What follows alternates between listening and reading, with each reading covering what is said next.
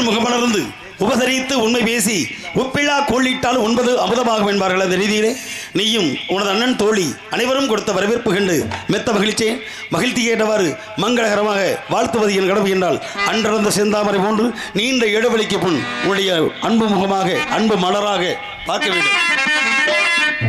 அன்பு மலர்களே நம்பியிருங்களே, நாளை நமதே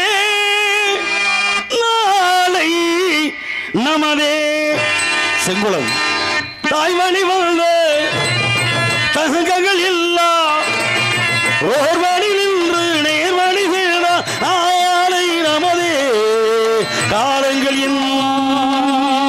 சோலைகள் மலர்ந்து காய்கனியாக நமக்கென மலர்ந்து நாளை நமதே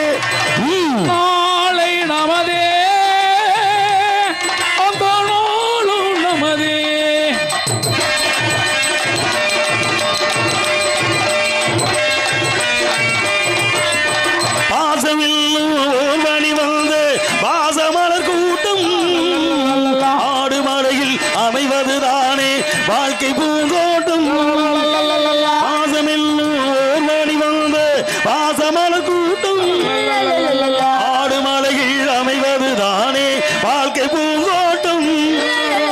மூடு தமிழும் ஓரிடம் என்று பாட வேண்டும் காவியத்தில் மூன்று தமிழின் பாட வேண்டும் காவியத்தில் அந்த நாள் நினைவுகள் எந்த நாள் மாறாது.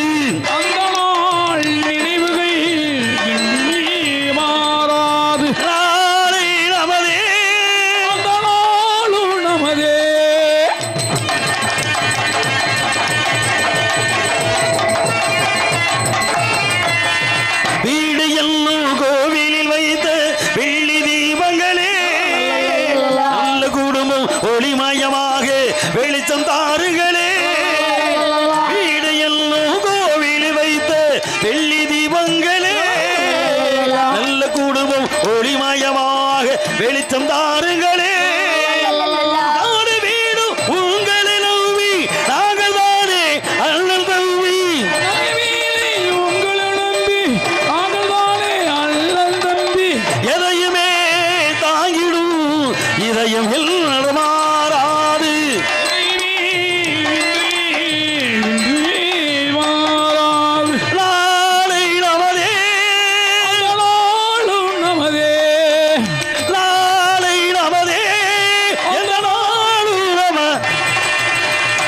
வாழ்த்துக்கள். நன்றி நன்றி நன்றி. ஒரு சில விவரங்களை கேட்க வேண்டும். கேட்கக்கூடிய கேள்விகளுக்கு வெள்ளிகின்ற வரமதியோடு பதில் உரைப்பாய் என்ற நம்பிக்கை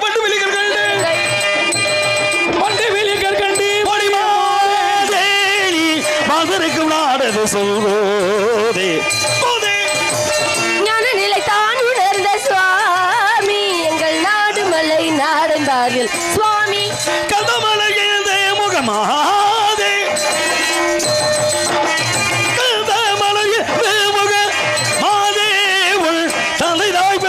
சொல் கோதே கோதே கோதே கோதே தந்தை பெயர் நம்பி என்பார் சுவாமி,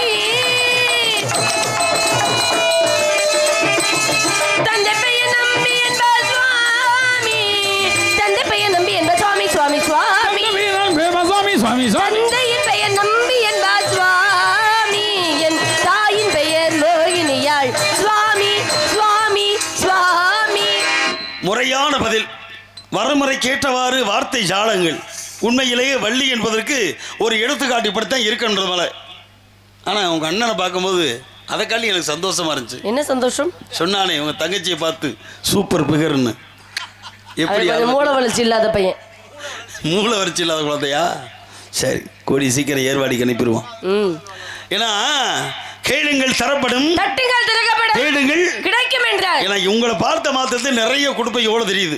கேட்கிற கேள்விகளுக்கு தகுந்தவாறு பதில் கொடுக்கலாம். எப்பொழுதுமே என்னை பொறுத்த வரைக்கும் கொடுக்கல் வாங்கல் சரியா இருக்கணும். கொடுக்கலும் வாங்கலும் சரியாக இருக்க வேண்டும். வரவு செலவு சரியா இருக்கணுமா இல்லையா? சரி, வரவு 8 நாள் செலவு 10 நாள் போயிடக்கூடாது. வரும்படிக்குள் செலவு செய்ய கத்துக்கொள்ள வேண்டும். ஏன்னா அதுக்குதான் சொன்னா படி தாண்டா பத்தினியா நீ இருக்கணும். படி என்றால் கணவன் சம்பாதித்து வரக்கூடிய வரும்படிக்குள் அதை தாண்டாமல் அவள் சேமித்து வைக்க வேண்டும். ஒருவேளை அதை செலவு செஞ்சுட்டா பத்தினி இல்லையா பண்டா? அப்படி கிடையாதுல. அதுக்கு சொல்லணும் என்ன காரணம் என்றால் அதுக்கு மேல செலவு செய்யக்கூடாதுன்னு அதை சொல்லி வைத்தார்கள். வரக்கூடிய வரும்படிக்குள் செலவு செய்து காட்ட வேண்டும். அப்படி ஒரு வேளை தவறிவிட்டால் பசி வந்தால் 10 மறந்து போகும். அந்த 10 வீணாய் போயிடும். மானம் குளம் கல்வி வன்மை அறிவுடைமை தானம் தவம் முயற்சி தானாண்மை காமுறுதல் என்ற 10மே பறந்து விடுமா? குணங்கள் பறந்து விடும். அதனால எதுவுமே கட்டுக்கோப்பா இருக்கணும். அதானே உண்மை. பச்சைவேந்து வழி தெரிஞ்சவந்து நான் கேட்கக்கூடிய கேள்விகளுக்கு பதில் கொடுக்கணும். நீங்க கேட்கறதுக்கு நீங்க பதில் கொடுக்கணும். நான் கொடுக்க வேண்டிய அவசியம் எனக்கு இருக்கு. ஏங்க நானும் அவசியத்தோட இங்க வந்திருக்கேன். அவசியமா கொடுப்பீங்களா அவசரமா கொடுப்பீங்களா? அவசியமா கொடுக்கணும். அவசரமா கொடுக்கிறதுக்கு இங்க ஏன்னா அவசியம் என்பது தேவை, அவசரம் என்பது வேகம். வேகத்துல போனா விவேகம் இருக்கணும். வேகத்தோடு வந்தான் அங்கே அர்ஜுனன், விவேகத்தோடு வந்தான் அங்கே கிருஷ்ணன். அதனாலதான் போர்ல அவளாலே வெற்றி கொள்ள முடிந்தது. இருங்க, வேகத்தோடு வந்தவன் யாரு? அர்ஜுனே. எதுக்கு வந்தியா? போர் புரியல. ஏங்க ஏதாவது வேகத்தோடு வந்துட முடியுமா? வேகத்தோடு வந்தவன் அவன் தான். விவேகத்தோடு செயல்படுத்தி கொண்டிருந்தான் தேரோட்டியா இருந்த கிருஷ்ணன். வேகத்தோடு இருந்து வந்தவன் அர்ஜுனே. ஆமா, ஏன்னா அவன் வெள்ளேந்தி போர் புரிந்தான், மாட்டு கருத்து இல்ல. ஆனா இந்த கிருஷ்ண பரமாத்மா என்ன பண்ண? விவேகத்தோட ஆலோசனை சொல்லிக் கொண்டே இருந்தான். இதை இப்படி செய்ய, அதை அப்படி செய்ய, அங்கே செல் இங்கே செல் அப்படின்னு விவேகப்படுத்தி கொண்டே இருந்தார். அதான நியாயம்? ஆமா. அப்ப அதுக்கு முன்னத ஒரு வாக்குறுதி கொடுத்தேன். யார்? கிருஷ்ண பரமாத்மா. என்ன வாக்குறுதி? போரில நான் ஆயுதம் ஏந்தி போரிட மாட்டேன். ஆமா, உண்மை தெரியும்ல? உண்மை. ஆமா, ஆயுதம் ஏந்த மாட்டேன், நான் தனிமையா நிற்பேன், இல்லைன்னா படைபலங்கள் அதே இருக்கின்றது, துரியோதனுக்கு வேணுமா ஆயுதம் பிடித்து போர் தொடுக்க மாட்டேன் சொன்னால. ஆமா. அப்ப போரிலே ஆயுதம் ஏந்தாத கிருஷ்ண பரமாத்மா போர் தொடங்குறதுக்கு முன்னாலே ஒருத்தர் ஆயுதத்தை பிடிச்சான். போர் தொடங்குறதுக்கு முன்னாடி எல்லாரும் இது வந்து கொஞ்சம் புதுமையா இருக்கும், யோசிக்கணும். சரி, அதே கிருஷ்ண பரமாத்மா இருங்க, நீங்க சொல்லிட்டீங்கல்ல, சொல்லுங்க. போருக்கு முன்னால அதே கிருஷ்ண பரமாத்மா ஆயுதத்தை ஏந்தினார்னு, போரிலே கிருஷ்ண பரமாத்மா ஒரு இடத்துல ஆயுதம் ஏந்தினார். அது எங்க சொல்லுங்க?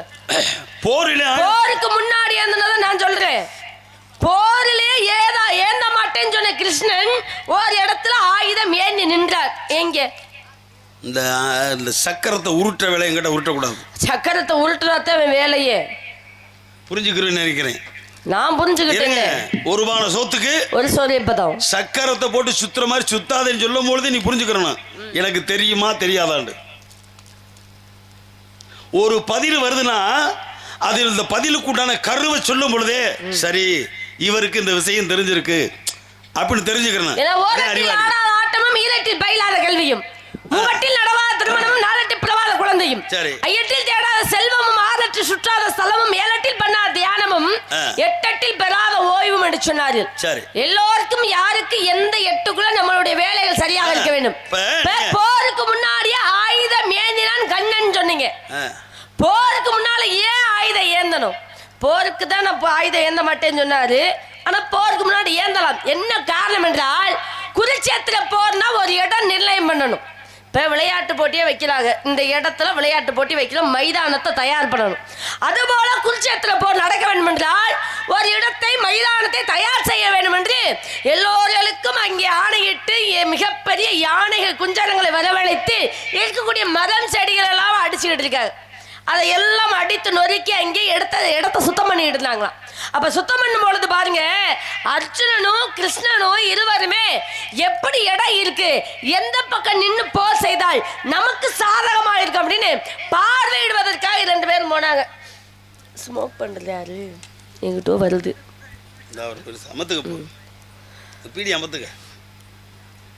பீடியே குடிக்கலாம், இங்கிட்ட இருந்து எங்கிட்ட வருது. அப்பேற்பட்ட தன்மையில பாருங்க, அர்ஜுனனாப்பட்டவனுடைய வில்லும் அம்பும் வாங்கி வேகமாக கிருஷ்ணர் ஒரு இடத்தை குறிவைத்து அடிக்கிறார், பானம் எய்து. அப்ப அடிக்கும் பொழுது பாருங்க, மிகப்பெரிய யானையா நின்ற அது கழுத்தில் அந்த மணியை மட்டும் அருந்து கொண்டு போய் விழுந்ததாம். இப்ப அர்ஜுனனுக்கு ஒரே ஒரு சிரிப்பு. என்ன சிரிப்பு? ஒரு யானையை குறி வச்சு கூட அடிக்க தெரியல கண்ணா. சொல்லி இருந்தா நான் அடிச்சிருப்பேன்ல. போய் போய் அந்த யானைகிட்ட இந்த மணியை அடிச்சு விட்டையே அப்படின்னு அர்ஜுனன் பார்த்து கிருஷ்ணரை ஏளனமா நகைத்தாராம். சரி விட நீ வில்லுக்கு விஜய, உனக்கு திறமை இருக்கு, பரவாயில்ல அப்படின்னு சொல்லிட்டு வந்துட்டாங்க. போர்க்களம் எல்லாம் முடிந்தது. 18 நாள் போர் முடிந்த பிறகு அதே அர்ஜுனனை கூப்பிட்டு கொண்டு கிருஷ்ணன் அப்படியே பாருங்க அப்படியே நடந்து வரார். யார் யாரு எங்கெங்கே நம்ம சொந்த பந்தம், நம்மளுடைய வீரர்கள் எத்தனை பேர் மாண்டார்கள், எத்தனை பேர் இருக்கார்கள் என்று பார்த்து வரும் பொழுது அங்கே அடித்து விழப்பட்ட மணி கால் தடிக்கு விழ தெரிந்தாராம் கிருஷ்ணர். அப்ப அந்த கால் தடிக்கு விழும்போது அந்த மணியை எடுத்து பார்த்தா அப்பதான் அர்ஜுனனுக்கு ஞாபகம், கிருஷ்ணா நீ இது அன்னைக்கு அடித்து விட்ட மணி அல்லவா, என்ன இங்கே மூடி கிடக்கிறது எடுக்கு பார்க்கும் பொழுது அங்கே இருந்த கூட்டுக்குள் 4 குஞ்சுகளும் ஒரு தாயும் இருந்ததா. அப்பதான் கிருஷ்ணர் சொன்னாரா, அன்னைக்கு இடத்த சுத்தம் பண்ணும் பொழுது மரக்கிளையிலிருந்து கூட்டோடு சேர்ந்து கீழே விழுந்தது இந்த பறவை. அதை காப்பாற்றுவதற்காக அந்த யானையின் மணியை எடுத்து அங்கே மணியாகப்பட்டது கவிழ்ந்து கொண்டு காத்து கொண்டிருந்தது இந்த 4 உயிரையும். நான் ஒன்றும் சும்மா அடிக்கலப்பா, எனக்கு என்ன பானையவ தெரியாதா, விவேகத்தோடு செயல்பட்டு இந்த 4 உயிரை காப்பாற்றதான் நான் ஆயுதம் ஏந்தி வந்தேன் என்று கண்ணன் அர்ஜுனன் குறைத்தாராம். போருக்கு முன்னாடி ஏந்திய ஆயுதம் அங்கே, போரோடு சேர்ந்து ஏந்திய ஆயுதம் எங்கே சொல்லுங்க. அம்மா பதில் வந்து போரிலே கலந்துக்கிறதுக்கு முன்னதாக போர்க்களத்தை குருச்சேத்திர இடத்தை சுத்தம் பண்ணும் பொழுது அங்கே அடிச்ச விஷயத்தை சொல்லியிருக்கீங்க. 4 குஞ்சு, அதாவது யாரை கொல்றதுக்காக இல்ல, காப்பாற்றுவதற்காக. 4 உயிரை காப்பாற்றுவதற்காக. இங்கே எப்படித்தான் யாரையும் கொல்றதுக்காக எடுக்கல, காப்பாத்துறதுக்காகத்தான். யாரை காப்பாத்த? ஏன்னா அப்படி நினைச்சா யாரையும் காப்பாற்றலாம். ஆனா இவன் வந்து வித்தியாசமான ஆளு. யாரா? பீஸ்மர். இந்த பீஸ்மராகப்பட்டவர் என்ன பண்ணார்னா, பீஸ்மர் வாங்கின வரம் என்னன்னா, தான் நினைத்தாத்தான் அவனுக்கு சாவு, வேற எவனாலையும் கொல்ல முடியாது. ஒப்பாட்ட வாங்கின வரம் எவனாலையும் அழிவில்லை, கொல்ல முடியாது. அதானே உண்மை. ஆமா. இப்போ போர்க்களத்தில் அர்ஜுனே கோபப்பட்டு களியேந்தி நிற்கிறான். அன்னைக்கு 9வது நாள் போர். இந்த 9வது நாள் போரில் என்ன இருந்ததுன்னா, பீஷ்மர் என்ன பண்றாரு, இன்னைக்கு எப்படியும் நான் பாண்டவர்களை வீழ்த்திடுவேன் அப்படி ஏற்கனவே துரியோதனன் சத்தியம் செய்து விட்டு சென்றார். எனக்கு கோபப்படுத்தி விட்டான். தாத்தா நீ பயங்கரமான ஆளு, ஓரவஞ்சமாவே செயல்படு. நீ நினைச்சேன்னா ஒரே அம்புல பாண்டவர் படையப்புறம் துவம்சம் பண்ணிடலாம். ஆனா நீ எப்ப பார்த்தாலும் பாண்டவர் நேசனாவே எங்க கிட்ட இதுகிட்ட எங்களுக்கு துரோகம் பண்ணிட்டே இருக்க. நீ நினைச்சா ஒரு அம்புல எல்லாத்தையும் கொண்டு விடலாம். அவ்வளவு பெரிய நீ பராக்கிரமசாலி, ஆனா ஏன் கொள்ள முடியல? அப்ப நீ நாட மாட்ட கிட்ட அப்படின்னு எங்க வீட்டில் ஏன் உப்பை தின்னு இப்படியே கேட்டுவிட்டேன். ஏன் உப்புயா, ஏன் உப்பை தின்ட்டு நீ எனக்கு துரோகம் பண்றியா விதரனை பார்த்து கேட்டா பாரு. அதே மாதிரி எனக்கு கோபம் வந்துருச்சு, இன்னைக்கு அழிச்சு காட்டேன்டா அப்படின்னு.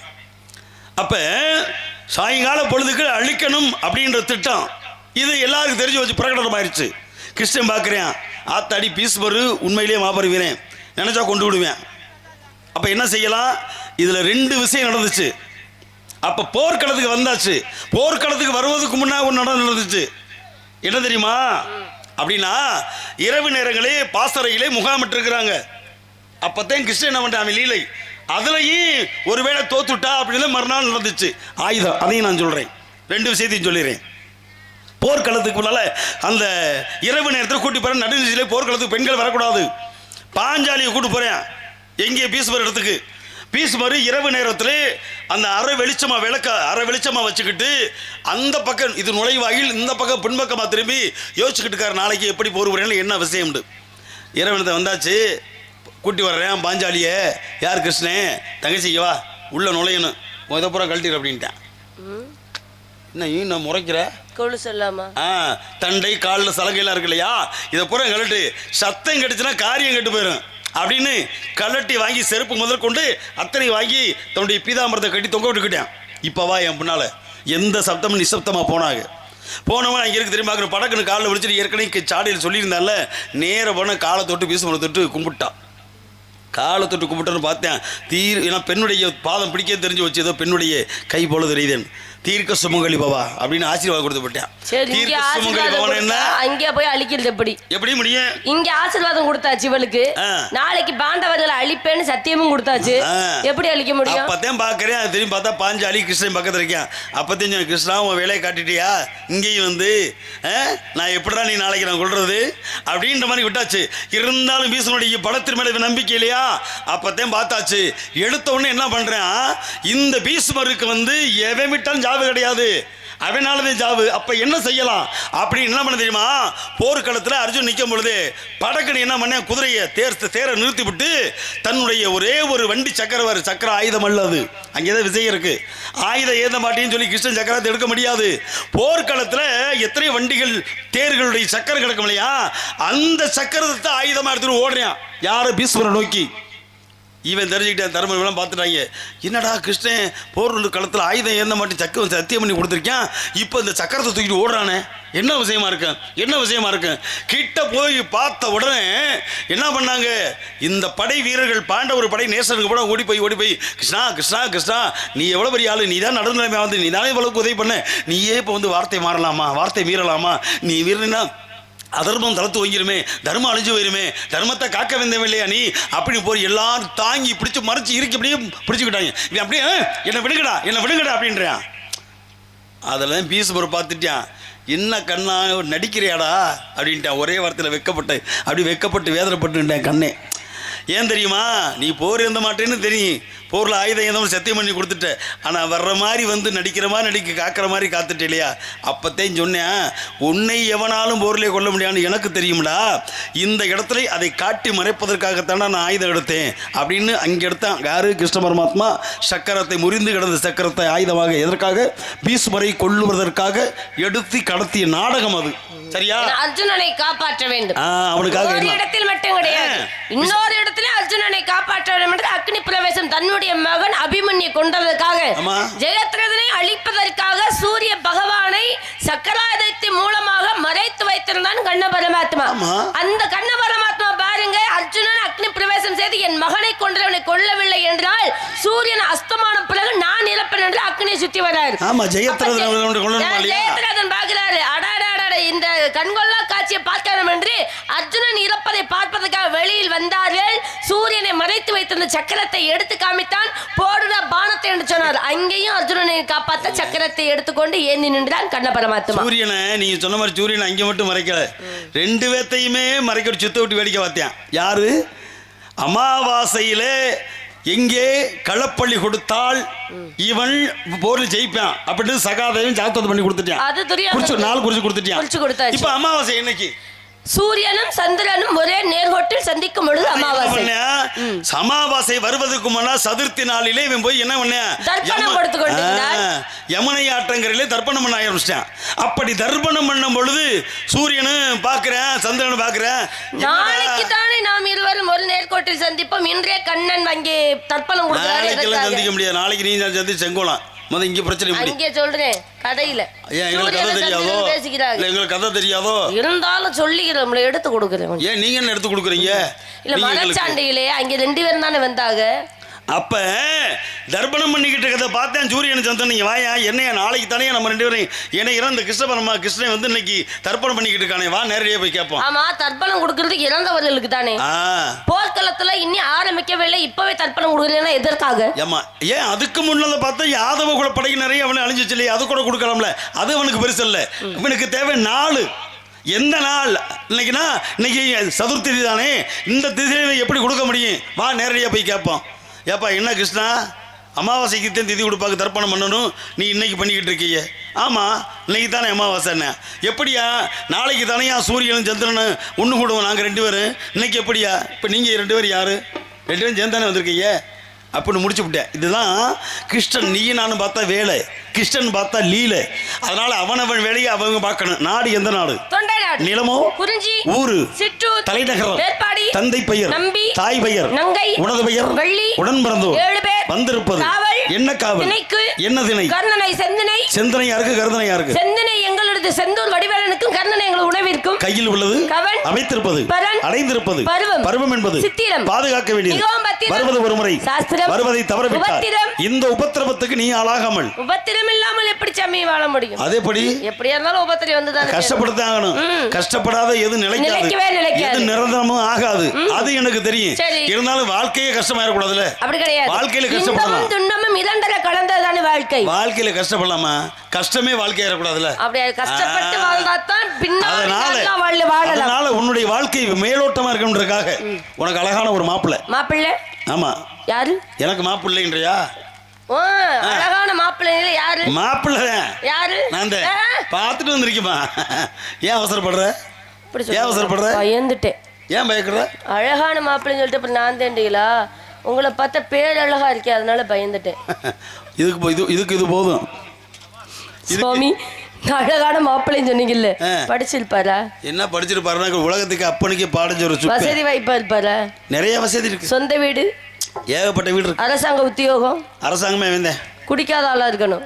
அப்போ உனக்கு கல்யாணமே ஆகாது. பரவாயில்ல, நான் கிளவியா கூட போயிட்டு போறேன். நீ நாட்டுல 99% படிக்காத மாப்பிள்ளை கூட பார்த்து கண்டுபிடிச்சிடலாம். குடிக்காதவனை கண்டுபிடிக்க முடியாது. ஏன் அப்படி சொல்றீங்க? அதானே உலகம் கெட்டு போச்சா? அதானே உலக நீதி. இன்னைக்கு குடிக்காத மாப்பிள்ளை கட்டிட்டு வாழ்ந்தாலும் வாழ்வதே. நான் ஒரு தடவை சொன்னா அதுக்கு மேல சொல்ல மாட்டேங்கிறீங்க. மாப்பிள்ளை நான் கட்டிட்டு அவரோட போராடவே முடியாது. அப்படி இல்ல. பாருக்குள் நல்ல நாடு என்று சொல்லி வைத்தான். பாருக்குள் நல்ல நாடு நம்மளுடைய பாரத திருநாடு என்று பாரதியார் சொன்னார். நீங்க எந்த பாரத சொல்றீங்க? குடிச்சவனை கட்டு, நீ நல்லா இருப்ப. ஏன் சாமி அவனை போய் குடியார பையில கட்டிக்கிட்டு நான் என்ன அவதிப்படுறதா? நீ தான் உண்மையை பேசுவேன். உண்மையை பேசுவானா? குடிச்சா உண்மையை பேசுவானா? உளறி கொட்டுவேன். முட்டா போய் சண்டை எடுத்து விட்டு அதான் சொல்லி உண்மை ஊரா இப்ப வந்துடும். அந்த நேரம் வேற அதனால உன்னை போல வாழ்க்கை உத்தம அமையும்னா அப்படித்தான் இருக்கணும். அந்த குடிமகன்லமா தலைமகன் குடிமகன், குடும்பத்தை காக்கக்கூடிய குடிமகன். அந்த குடிமகனா? சரி, இருந்தாலும் என்னை கட்டி கொண்டு விட்டால் மத்த எவளையும் அவன் பார்க்க கூடாது, என்னை மட்டும்தான் பார்த்துக்கணும். இருங்க, கேட்டுக்கிறோம், நல்லா கேட்டுக்கிறோம். என்ன சொன்னீங்க? என்னை திருமணம் செய்து விட்டால் சொல்லுங்க. மத்த எவளையும் பார்க்க கூடாது, என்னை மட்டுமே பார்த்து என்னை மட்டுமே சுத்தி சுத்தி வர வேண்டும். இன்னும் ஒரு தரம் சொல்லுங்க. இதுக்கு மேல சொல்ல முடியாது. நீங்க வாங்கல, நீங்க ஏமாந்து வருவீங்க. நீ சொல்றது போல அவன் கல்யாணம் பண்ணா சத்தியமா சொல்றேன், உன்னை விட்டு அவன் வேற யாரையும் பார்க்க மாட்டேன். அப்ப போகுது எனக்கு. ஆனா இருக்கிற உங்களை போல அவனை பாப்பா. அது பார்த்தா பார்த்துட்டு பார்த்தா கண்ணில் தான் பார்க்கத்தானே செய்வாளுங்க. அப்புறம் என்ன உனக்கு? அவன் என்னை பார்த்துக்கிட்டு இருந்தா போதும். அதுக்காக காமாலக்காரிக்கு கண்ணில் கண்டதெல்லாம் மஞ்சளா தெரியும் அப்படி போயிட முடியுமா? இது பார்த்தா மஞ்சளாத்தே இருக்கு. சரி, மாப்பிள்ளையோட பேரை சொல்லுங்க. ஊர் என்ன, அம்மா அப்பா யாரு, என்ன வேலைக்கு போறாரு, எல்லா வேலையும் சொல்லுங்க, விவரத்தை சொல்லுங்க. கந்தன் ஊர் எந்த ஊர்? படிச்சிருக்கா, வேலை ஆக்குறா, அப்படி போல வரிசையா கேட்டுச்சு. ஆமா, சொத்து இருக்கா, சோகா இருக்கா? ஆமா இல்ல, என்ன இருக்கு? என்ன இருக்கு? நல்ல மனசு இருக்கு. நல்லா இருக்கு. இது ஒண்ணுதாலும் போட்டு காண்ட வச்சுக்கிட்டு நீங்க படத்துல பாடு. ஏய், மனசு முடித்தாயா? நீங்க நானாயா சொன்னேன்? சாமி கையளவு உள்ளம் வைத்து கடவுள் ஆசை வைத்தான். அப்புறம் உள்ள எவ்வளவு? இவ்வளவுதான். அந்த பாத்தீங்களா? கை மூடி எல்லாருக்கும் இதயம் அவ்வளவுதான் இருக்கு. புரியாத இதயம் எல்லாருக்கும் கை மூடி அளவுதான் இதயமாகப்பட்டது. மாப்பிள்ளை பேர் சொல்லுங்க. மாப்பிள்ளை பேரா முருகப்பெருமான். அவனே உனக்கு முருகன். எனக்கு வேற ஒருவரும் இல்லமே, அது நிகழும் சொன்னான். அது அழகா இருக்கே, ரொம்ப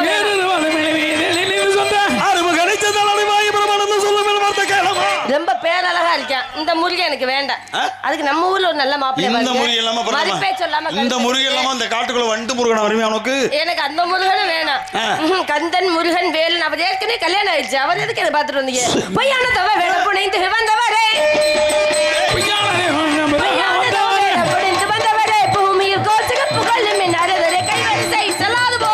உனக்காகவே நான் சொன்னேன், உனக்காகவே நான் சொன்னேன். ஓக இல்லச்சனமே அடக்கவாலை கொள்ளாது மாநிலத்தை இயல்வீரே சொல்லுங்கள் வார்த்தை கேளா. எனக்கு பரிந்து கொண்டு இசைக்க வந்தது போதும். அது மாதிரி அல்ல, அவர மாதிரி கிளை மாதிரியா? கிழவனுக்கு ஏத்த கிழவி. எனக்கு பரிந்து கொண்டு இசைக்க வந்தது போல் இனிப்புடத்தில் இருக்காமல் எங்கேனும் போய் போது கைவரிசை செல்லாது போ. அல்லு பகலில் அவத்த